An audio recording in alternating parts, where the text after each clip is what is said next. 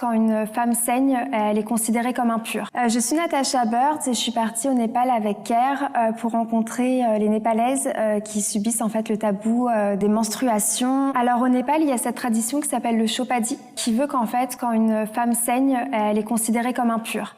À partir de ce moment-là, elle ne doit plus être en contact avec la famille, donc on la met de côté. Ça peut être une pièce de la maison, comme ça peut être une hutte qui sera sans chauffage, sans lumière, sans rien. Elles sont complètement isolées. Au moment des premières menstruations, elles doivent rester une huitaine de jours dans cette hutte. Et ensuite, les menstruations suivantes, c'est entre 3 à 4 jours. Elles n'ont pas le droit à ce moment-là aussi de recevoir Dieu. Donc ça veut dire pas le droit de toucher à des textes sacrés, pas le droit de prier ou pas le droit de se rendre dans des temples. Elles sont très souvent déscolarisées parce qu'en fait, elles n'ont pas le droit de voir le ciel ou de voir le toit de la maison. Et au Népal, ces restrictions touchent 89% des femmes. Après, il faut savoir aussi que c'est un tabou qui tue. Que de nombreuses femmes au Népal en meurent, soit par rapport à des morsures d'animaux sauvages, soit parce qu'elles essayent de se réchauffer et elles meurent avec la fumée du feu, soit parce qu'elles manquent d'hygiène tout simplement. Et c'est encore arrivé en janvier et là il y a à peu près 2 semaines, donc c'est quelque chose qui est très actuel là-bas.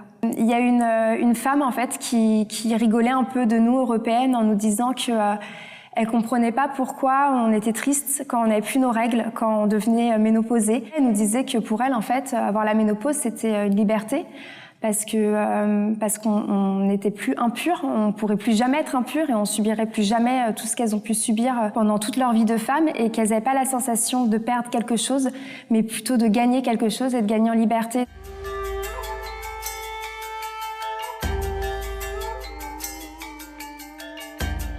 On sait qu'en Afrique, par exemple, c'est une femme sur 10 qui loupe l'école au moment des menstruations.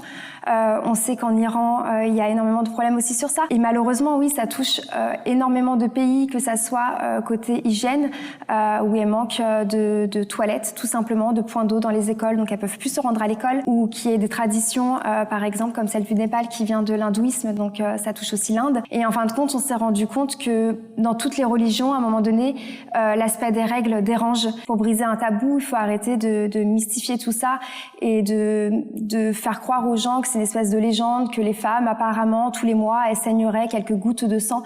Et il faut en parler et le montrer, et il n'y a rien de choquant. Dire que c'est normal, que c'est un cycle naturel, que c'est grâce à ça aussi que tout le monde vit, que c'est une belle chose en fin de compte en soi que d'avoir ces règles.